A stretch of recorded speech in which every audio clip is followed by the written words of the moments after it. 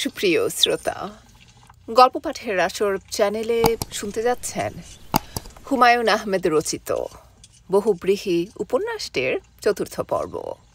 আমি ওয়ারা কারিম, সাথে থাকুন।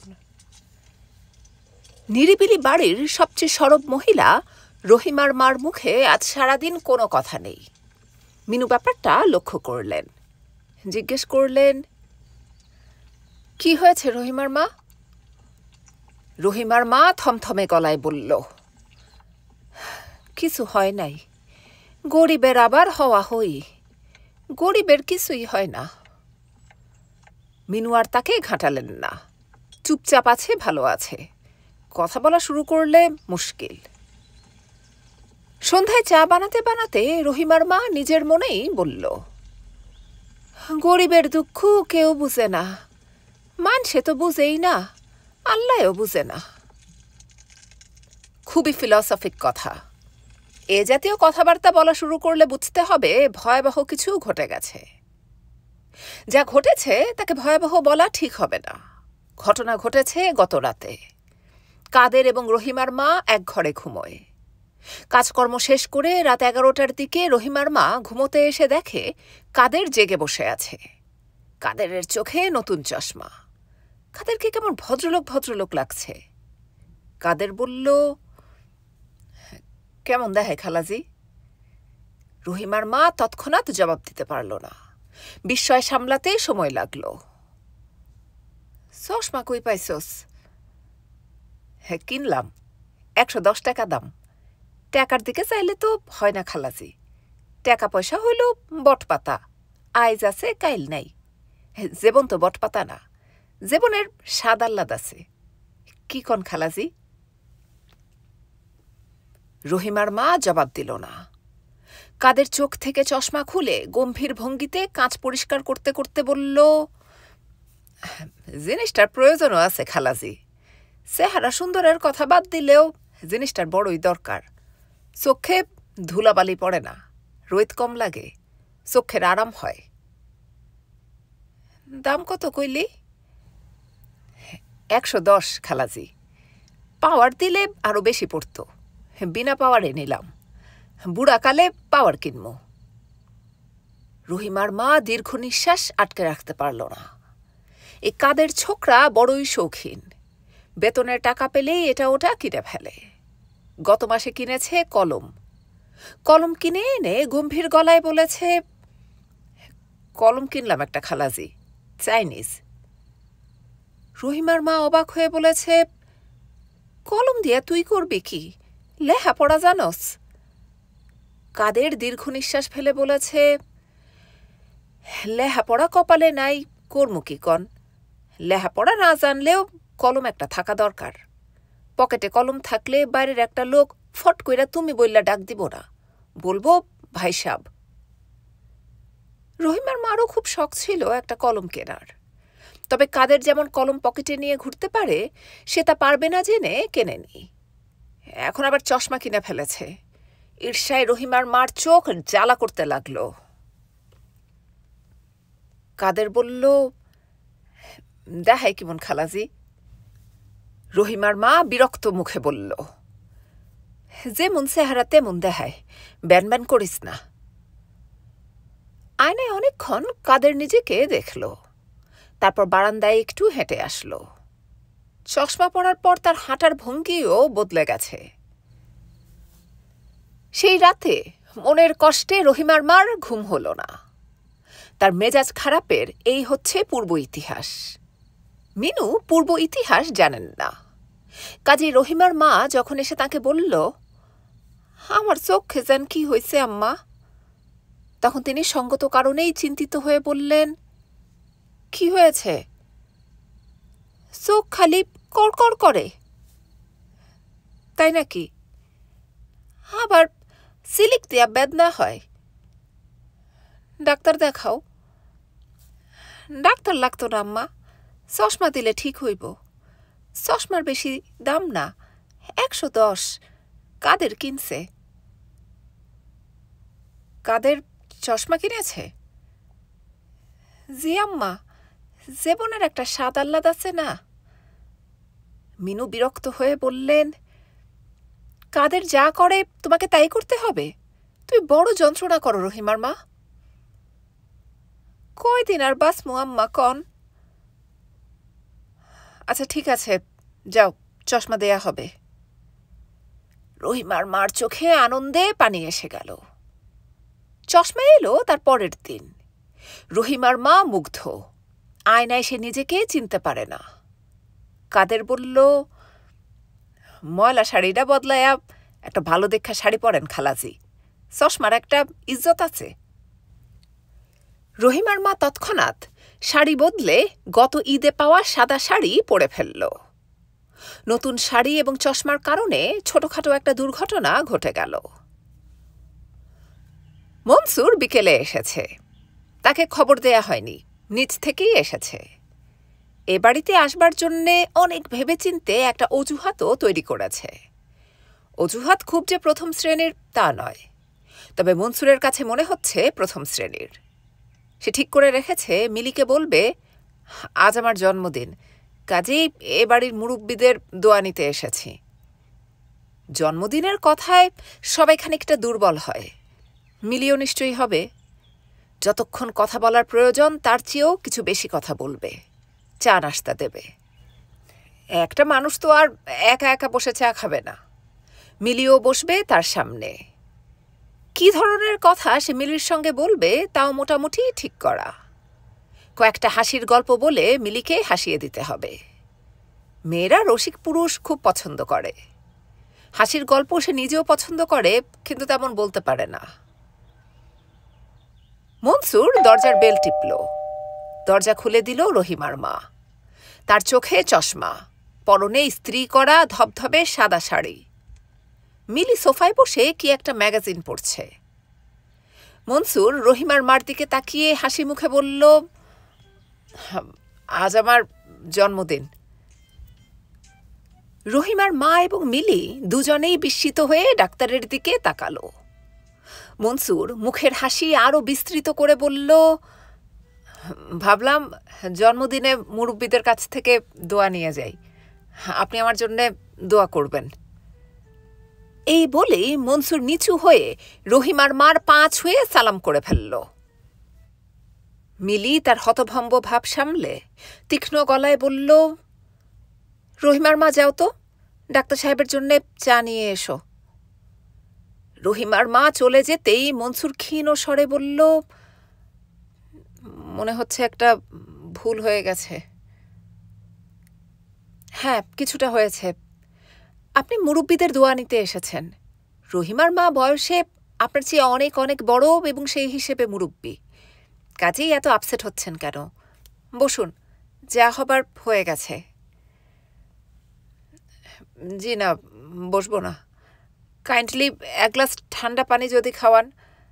আমি ঠিক বুঝতে পারিনি, কনফিউজড হয়ে গিয়েছিলাম। আপনি বসুন, পৃথিবী উল্টে যাবার মতো কিছু হয়নি। এরকম ভুল আমরা সবসময় করি। মিলি ভেতর থেকে ঠান্ডা পানি এনে দেখল ডাক্তার নেই। এই প্রথম ডাক্তার ছেলেটির জন্যে সে এক ধরনের মায়া অনুভব করল। তার ইচ্ছা করতে লাগলো কাদেরকে পাঠিয়ে মনসুরকে ডেকে আনায়। চা খেতে খেতে দুজনে খানিকক্ষণ গল্প করে। বেচারা বড় লজ্জা পেয়েছে। দুপুরের খাওয়ার পর ফরিদ টানা ঘুম দেয়। বাংলাদেশের জল হাওয়ার জন্যে এই ঘুম অত্যন্ত প্রয়োজন বলে তার ধারণা। এতে মেজাজের উগ্র ভাবটা কমে যায়, স্বভাব মধুর হয়। ফরিদের ধারণা, জাতি হিসেবে বাঙালি যে ঝগড়াটে হয়ে যাচ্ছে তার কারণ এই জাতি দুপুরে ঠিকমতো ঘুমোতে পারছে না। তার ঘুম ভাঙল বিকেল 4টায়। চোখ মেলে অবাক হয়ে দেখল 7-8 বছরের একটি ফুটফুটে ছেলে এবং 4-5 বছরের পরীর মতো একটি মেয়ে পা তুলে তার খাটে বসে আছে। গভীর আগ্রহ নিয়ে তাকিয়ে আছে তার দিকে। শিশুদের ফরিদ কখনো পছন্দ করে না। শিশু মানেই যন্ত্রণা। ফরিদের ভুরু কুঞ্চিত হল। সে গম্ভীর গলায় বলল, তোমরা কে? ছেলেটি তার চেয়েও গম্ভীর গলায় বলল, আমরা মানুষ। এখানে কি চাও? কিছু চাই না। ছোট মেয়েটি বলল, আপনি আমাদের ধমক দিচ্ছেন কেন? ধমক দিলে আমরা ভয় পাই না। নাম কি তোমার? আমার নাম নিশা, ওর নাম টগর, ও আমার ভাই। এখন আমার ঘর থেকে যাও। আপনার নাম কি? এটা দেখি বড় যন্ত্রণা হলো। আমাদের নাম জিজ্ঞেস করেছেন, আমরা বললাম। এখন আপনার নাম জিজ্ঞেস করছি, আপনি বলবেন না কেন? আমার নাম ফরিদ। আপনাকে কি বলে ডাকবো? কিছু ডাকতে হবে না। বড়দের কিছু ডাকতে হয়, চাচা, মামা, খালু, এইসব। বললাম তো কিছু ডাকতে হবে না। নাম ধরে ডাকবো? আরে বড় যন্ত্রণা করছে তো। নামো বিছানা থেকে, নামো। টগর এবং নিশা গম্ভীর মুখে নামল। ঘর থেকে বের হলো, কিন্তু পুরোপুরি চলে গেল না। পর্দার ওপাশে দাঁড়িয়ে রইল। মাঝে মাঝে পর্দা সরিয়ে মুখ দেখায় এবং জিভ বের করে ভেঙচি কাটে, আবার মুখ সরিয়ে নেয়। রাগে ফরিদের সর্বাঙ্গ জ্বলে যাচ্ছে। এত সাহস এই দুই বিচ্ছুর! এগুলি এলো কোত্থেকে? খুব সহজে এগুলির হাত থেকে মুক্তি পাওয়া যাবে বলে মনে হচ্ছে না। এরা তার হাড় ভাজা ভাজা করে দেবে। সে অতীত অভিজ্ঞতা থেকে দেখেছে, শিশুদের সঙ্গে তার এক ধরনের বৈরী সম্পর্ক আছে। শিশুরা তাকে নানানভাবে যন্ত্রণা দেয়। ফরিদ ডাকল, কাদের, কাদের। অবিকল ফরিদের মতো করে টগর বলল, কাদের, কাদের। ফরিদ চেঁচিয়ে বলল, এই বিচ্ছু দুটাকে ঘর থেকে বের করে দে তো, কাদের। ছোট মেয়েটি ফরিদের মতো করে বলল, এই বিচ্ছু দুটাকে ঘাট ধরে বের করে দে তো, কাদের। ফরিদ প্রচণ্ড ক্ষোভের সঙ্গে বলল, উফ। সঙ্গে সঙ্গে ছেলেটি বলল, উফ। টগর এবং নিশা এখন যে খেলাটা খেলছে তার নাম নকল খেলা। এই খেলা হচ্ছে মানুষকে রাগিয়ে দেবার খেলা। যাকে রাগিয়ে দেয়া দরকার তার সঙ্গে এই খেলা খেলতে হয়। সে যা বলে তাই বলতে হয়। অবশ্যই বড়দের সঙ্গে এই খেলা খেলতে নেই, তবে টগর এবং নিশা দুজনেরই মনে হচ্ছে এই মানুষটা বড় হলেও তার মধ্যে শিশুসুলভ একটা ব্যাপার আছে। তার সঙ্গে এই খেলা অবশ্যই খেলা যায়। ফরিদ বিছানায় উঠে বসল। চাপা গলায় বলল, শিশুরা শোনো, আমি কিন্তু প্রচণ্ড রেগে যাচ্ছি। নিশা বলল, শিশুরা শোনো, আমি কিন্তু প্রচণ্ড রেগে যাচ্ছি। ফরিদ দীর্ঘ নিঃশ্বাস ফেলল। টগর অবিকল তার মতো দীর্ঘ নিঃশ্বাস ফেলে বোনকে নিয়ে চলে গেল। দুই বিচ্ছু চলে গেছে দেখেও ফরিদের ঠিক বিশ্বাস হলো না। তার কেবল মনে হচ্ছে এক্ষুনি এই দুজন ফিরে আসবে। রাতে রহিমার মা কাঁদো কাঁদো গলায় মিনুকে বলল, আম্মা, বড় বিপদে পড়ছি। মিনু বললেন, কি বিপদ? নতুন ভাড়াইটার পুলা আর মাইয়া দুইটা বড় যন্ত্রণা করে। কি যন্ত্রণা করে? আমি যেই কথা কই হেরাও সেই কথাটা কয়, ব্যাঙ্গায় আম্মা। বলতে বলতে রহিমার মা কেঁদে ফেলল। মিনু অসম্ভব বিরক্ত হয়ে বললেন, ছোট দুটা বাচ্চা কি করেছে না করেছে যে একেবারে কেঁদে ফেলতে হবে? বাচ্চারা এরকম করেই, সামান্য ব্যাপার নিয়ে আমার কাছে আসবে না। টগর এবং নিশা যা করছে তাকে ঠিক সামান্য বলে উড়িয়ে দেবার পথ নেই। তারা বারান্দায় রাখা সোভান সাহেবের গড়গড়ায় তামাক টেনেছে। গেট বেয়ে দেয়ালের মাথায় চড়ে সেখান থেকে লাফিয়ে নিচে নেমেছে।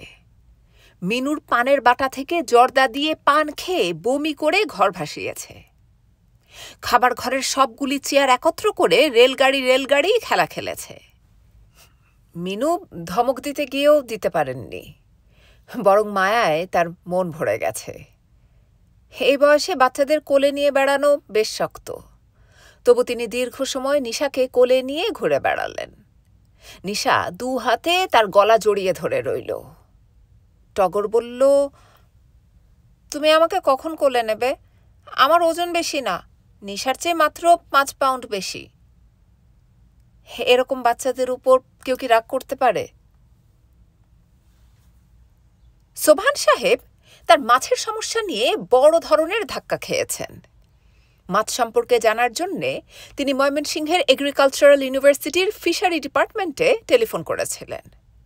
দেখা গেল তারা আমেরিকার মাছ সম্পর্কে প্রচুর জানেন, দেশি মাছ সম্পর্কে কিছু জানেন না, বইপত্রও নেই।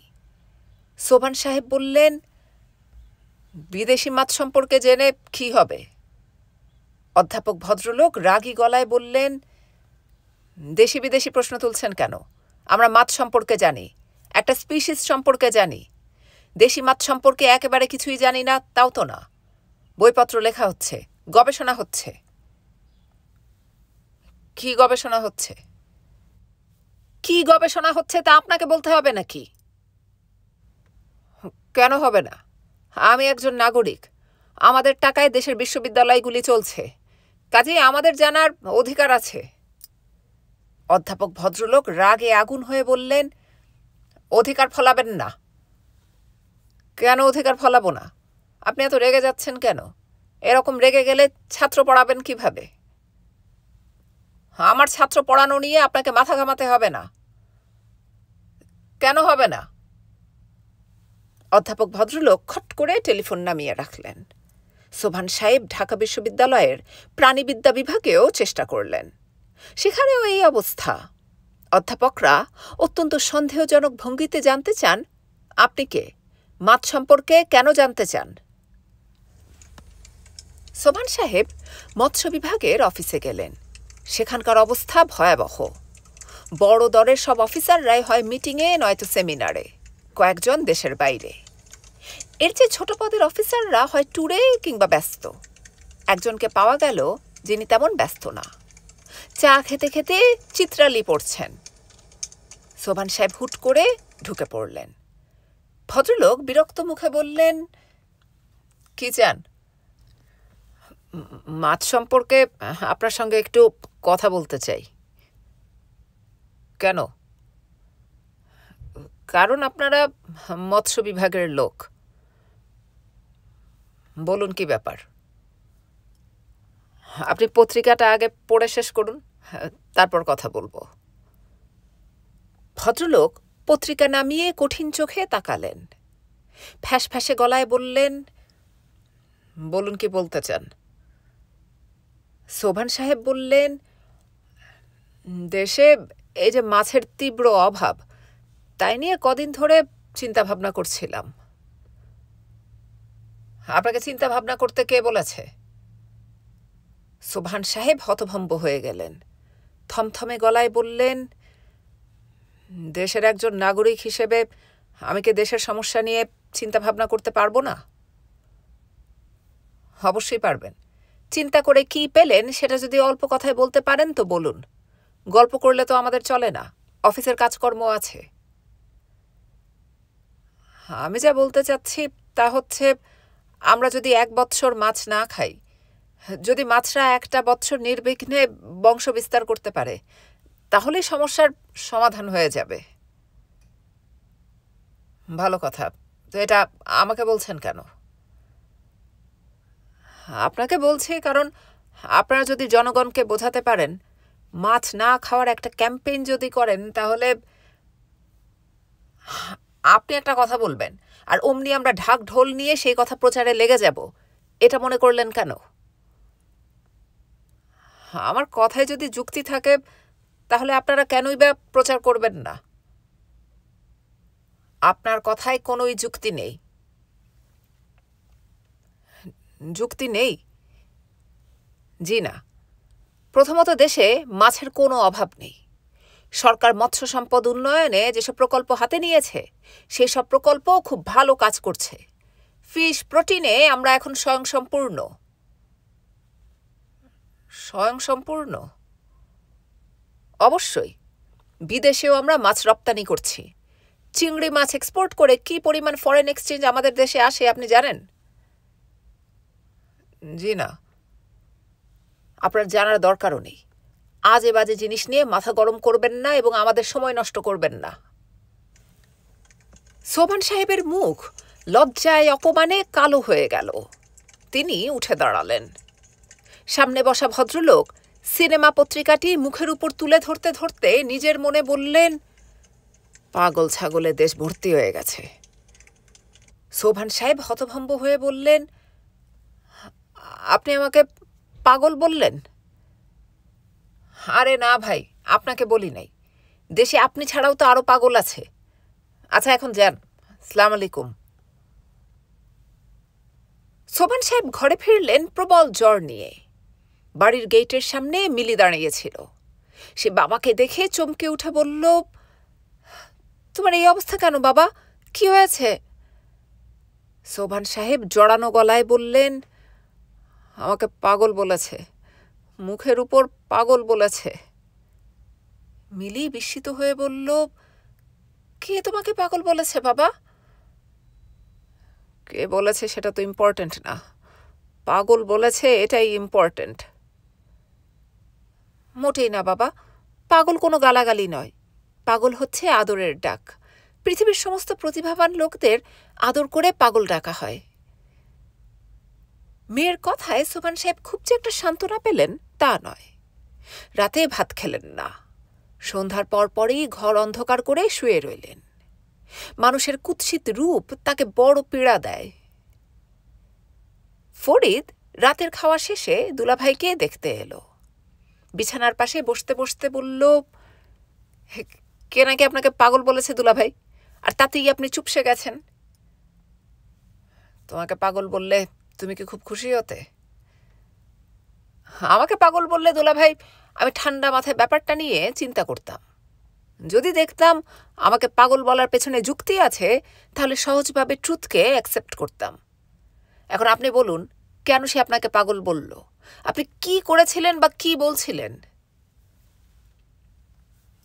আমি শুধু বলেছিলাম, 1 বৎসর আমরা যদি মাছ না খাই, তাহলে মাছেরা নির্বিঘ্নে বংশবিস্তার করবে, মাছের অভাব দূর হবে। এই বলায় সে আপনাকে পাগল বলল? হ্যাঁ। ওই ভদ্রলোকের উপর আমার রেসপেক্ট হচ্ছে দুলাভাই। আপনাকে পাগল বলার তার রাইট আছে। এর চেয়ে খারাপ কিছু বললেও কিছু করার ছিল না। একটা মাছের পেটে কতগুলি ডিম থাকে? মাঝারি সাইজের একটা ইলিশ মাছের ডিমে থাকে 9,67,000। মাছের সব ডিম ফুটে যদি বাচ্চা হয় মাছের কারণে, তাহলে নদী নালা বন্ধ হয়ে যাবে, প্রবল বন্যা হবে, মাছ চলে আসবে খেতে খামারে, ক্ষুধার্ত মাছ সব ফসল খেয়ে শেষ করে ফেলবে, পুরো দেশ চাপা পড়ে যাবে 1 ফুট মাছের নিচে। কি ভয়াবহ অবস্থা চিন্তা করে দেখুন দুলাভাই। সোবহান সাহেব অত্যন্ত বিরক্ত হলেন।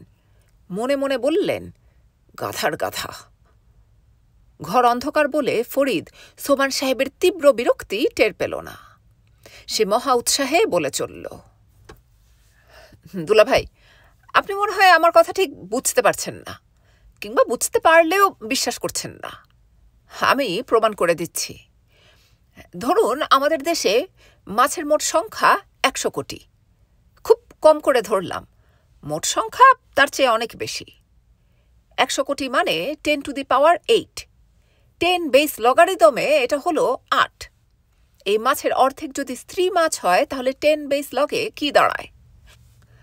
আচ্ছা, এক কাজ করা যাক, 10 বেস না ধরে ন্যাচারাল লগারিদমে নিয়ে আসি, এতে পরে হিসেবে সুবিধা হবে। সোবহান সাহেব থমথমে গলায় বললেন, বহিষ্কার, এই মুহূর্তে বহিষ্কার। ফরিদ বিস্মিত হয়ে বলল, আমাকে বলছেন? হ্যাঁ, তোমাকে বলছি, বহিষ্কার, বহিষ্কার। আমি খুব দুঃখের সঙ্গে বলতে চাচ্ছি দুলাভাই যে আপনার আচার আচরণ পরিষ্কার ইঙ্গিত দেয় যে, আবার কথা বলে, বহিষ্কার। ফরিদ দীর্ঘ নিঃশ্বাস ফেলে উঠে দাঁড়ায়। তার মনটা খারাপ হয়ে গেছে, বেশ খারাপ। অবশ্যই তার মন খারাপ কখনোই দীর্ঘস্থায়ী হয় না, আজও হয়নি। নিজের ঘরে ঢোকা মাত্র মন ভালো হয়ে গেল। রাত কাটানোর খুব ভালো ব্যবস্থা করা আছে। ভিডিও ক্লাব থেকে স্পার্টাকাস ছবিটা আবার আনা হয়েছে। এবারের প্রিন্ট বেশ ভালো। আজ রাতে ছবি দেখা হবে। ছবি দেখার ফাঁকে ফাঁকে ডিসকাশন হবে কাদেরের সঙ্গে। ছবির খুঁটিনাটি কাদের এত ভালো বোঝে যে ফরিদ প্রায়ই চমৎকৃত হয়। যেমন স্পার্টাকাস ছবির এক অংশে স্পার্টাকাসের সঙ্গে নিগ্রো গ্ল্যাডিয়েটরের যুদ্ধ হবে। যুদ্ধের আগের মুহূর্তে দুজন একটা ঘরে অপেক্ষা করছে। উত্তেজনায় স্পার্টাকাস কেমন যেন করছে। তার অস্থিরতা দেখে নিগ্রো হেসে ফেলল। অসাধারণ অংশ। ফরিদ বলল, দৃশ্যটা কেমন কাদের? কাদের বলল, বড়ই চমৎকার মামা, কিন্তু বিষয় আছে। কি বিষয়? হাসিটা কম হইছে, আর একটু বেশি হওয়ার দরকার। বেশি হলে নান্দনিক দিক ক্ষুণ্ণ হবে। কিন্তু মামা, হাসি যেমন হঠাৎ আইছে তেমন হঠাৎ গেলে ভালো হইতো। এই হাসি হঠাৎ যায় না, ঠোঁটের মধ্যে লাগা থাকে। ফরিদ সত্যি সত্যি চমৎকৃত হলো। এরকম প্রতিভা বাজার করে আর ঘর ঝাঁট দিয়ে শেষ হয়ে যাচ্ছে ভাবতেই খারাপ লাগে। মামা, কি করছো? কিছু করছি না রে মিলি, আয়। মিলি ঘরে ঢুকল, হাসি মুখে বলল, তোমাদের ছবি এখনো শুরু হয়নি? হ্যাঁ, না। আজ কি ছবি? স্পার্টাকাস। স্পার্টাকাস না একবার দেখলে? একবার কেন হবে, এ পর্যন্ত 5 বার হলো। ভালো জিনিস অনেকবার দেখা যায়।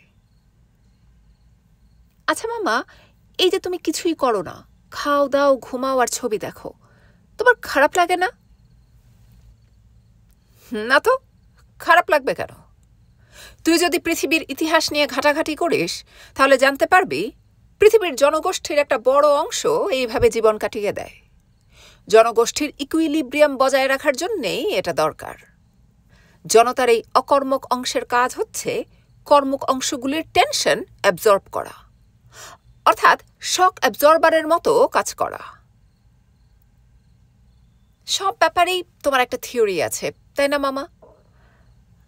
থিওরি বলা ঠিক হবে না, বলতে পারিস হাইপোথেসিস। থিওরি আর হাইপোথেসিস কিন্তু এক না। চুপ করো তো মামা, তুইও দেখি তোর বাবার মতো হয়ে যাচ্ছিস, সব কিছুতে চুপ করো চুপ করো। মিলি গম্ভীর গলায় বলল, আজ তোমার থিওরি শুনতে আসেনি মামা, আজ এসেছি তোমার সঙ্গে ঝগড়া করতে।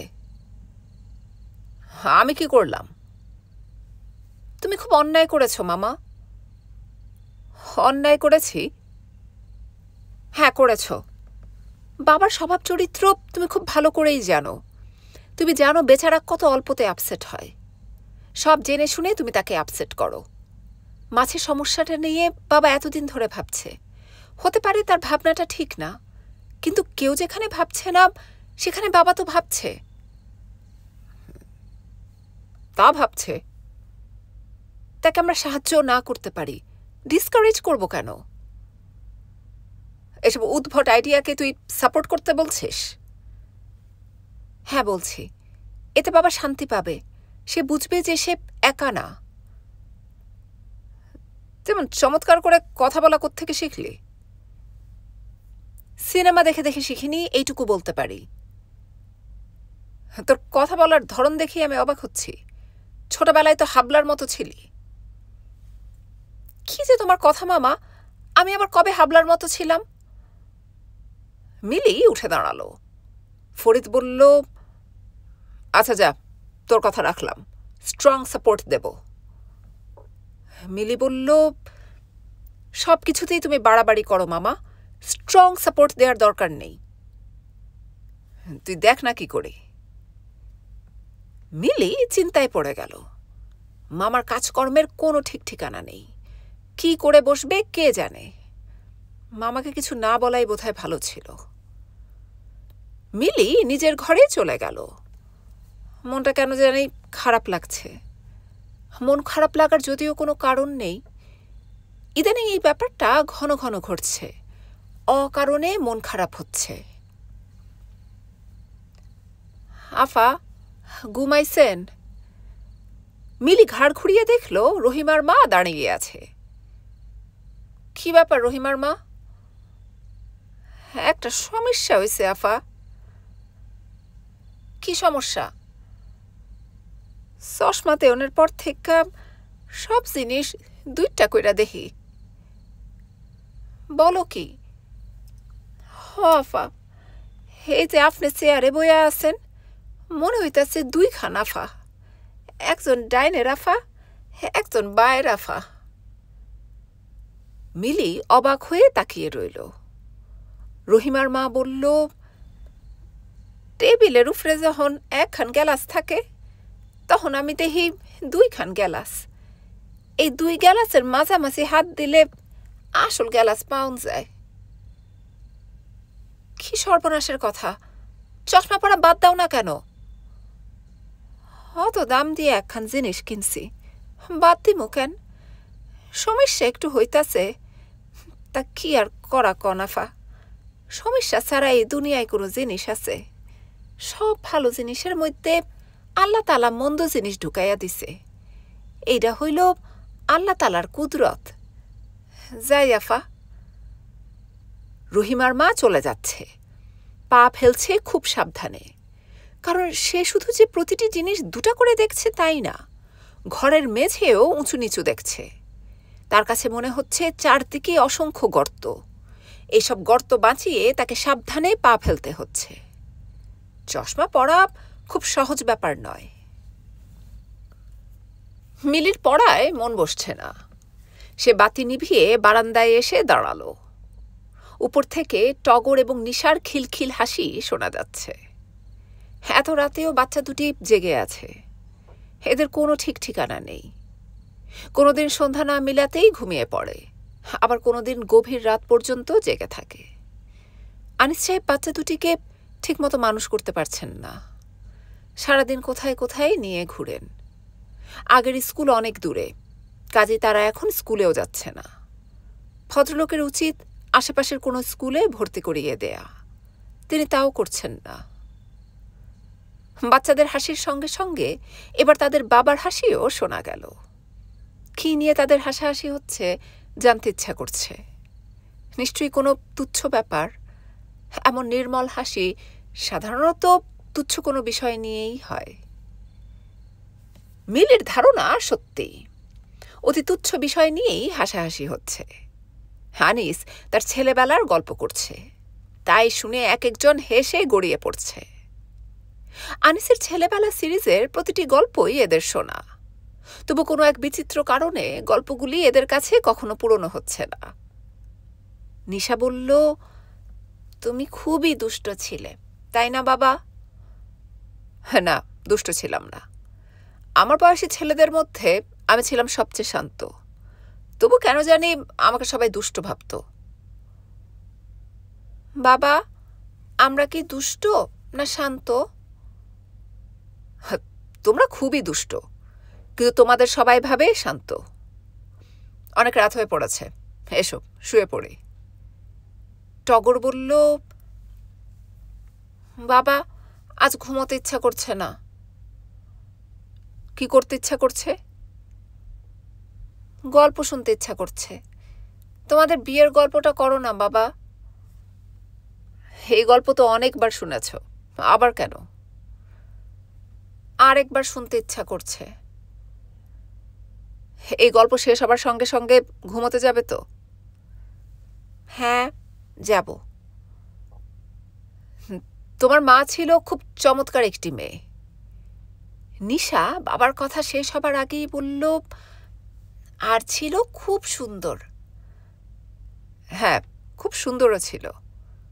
তখনও আমি তাকে চিনি না। একদিন নিউ মার্কেটে বইয়ের দোকানে বই কিনতে গিয়েছি। একই দোকানে তোমার মাও গিয়েছে।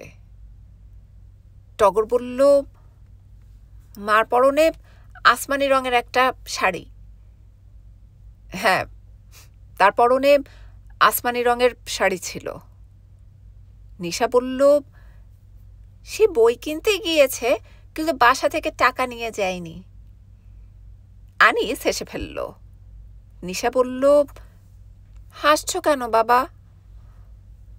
তোমরা দুজনে মিলেই তো গল্পটা বলে ফেলছো, এজন্যেই হাসি আসছে। চলো আজ শুয়ে পড়া যাক, ঠান্ডা লাগছে। তারা আপত্তি করল না, বিছানায় শোয়া মাত্র ঘুমিয়ে পড়ল। অনেকদিন পর আনিস তার খাতা নিয়ে বসল। উপন্যাসটা যদি শেষ করা যায়। নিতান্তই সহজ সরল ভালোবাসাবাসির গল্প। অনেক দূর লেখা হয়ে আছে, কিন্তু আর এগোনো যাচ্ছে না। একেই বোধহয় বলে রাইটার্স ব্লক।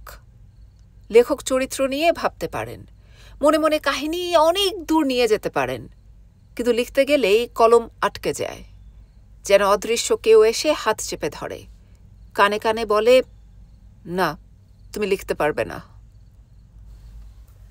আনিস রাত ৩টা পর্যন্ত জেগে ২ পৃষ্ঠা লিখল। ঘুমোতে যাবার আগে সেই ২ পৃষ্ঠা ছিঁড়ে কুচি কুচি করে ফেলল।